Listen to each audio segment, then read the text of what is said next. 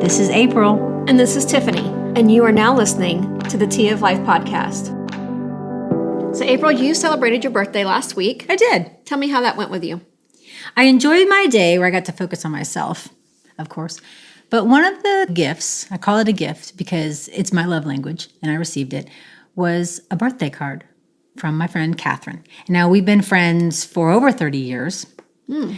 But this is something we do. We write each other cards on our birthday, and that means so much to me. So you actually write a card, put a stamp on it, and put it in the mail and send it to the person. You don't do email or do a voicemail or anything like that.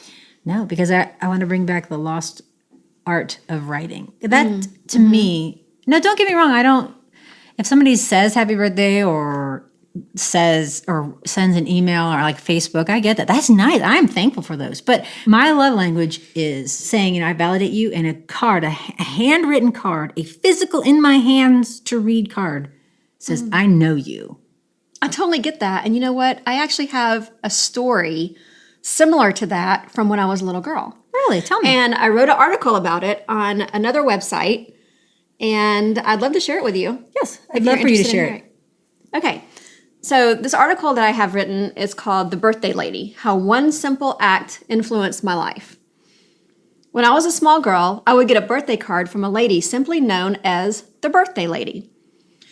I remember getting one every year. When it was near or around my birthday, I had come to expect it.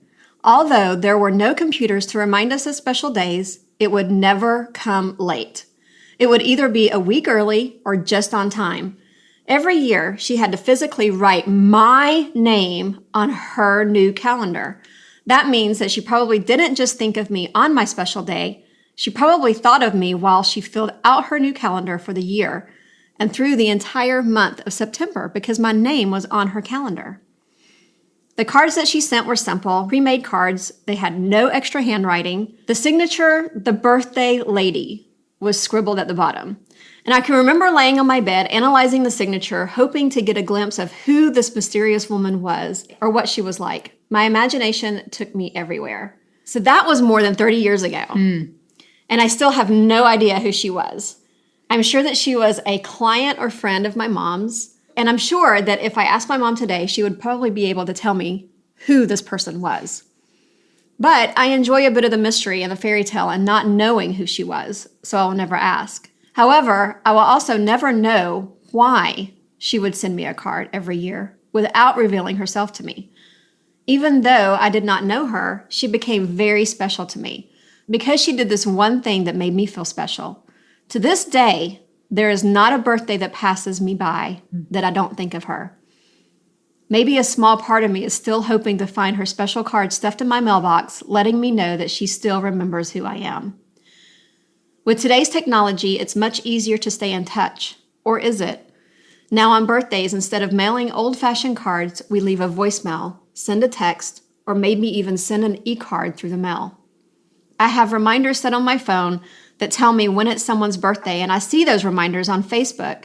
So instead of flipping the wall-hanging paper calendar and thinking of them all month long, I am only reminded of them when my little alarm goes off on the exact day of their birthday. Then I quickly send a text or email letting them know that I'm thinking of them at that exact moment in time. Yes, I am guilty as charged.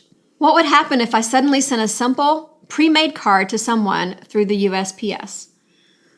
What if I went a few steps further and actually took the time to pick out a very special card just for them, filled it out with a personal note, signed it, and sent it in the mail with a handwritten address? Do you think that the impact would be the same as it was from the Birthday Lady when I was just a little girl? Or would it simply be viewed as annoying to the receiver who has to actually walk to their mailbox? Well, we can be assured that with today's technology, it's most definitely impossible to stay anonymous, such as the Birthday Lady. This Birthday Lady obviously made a big impression on my life.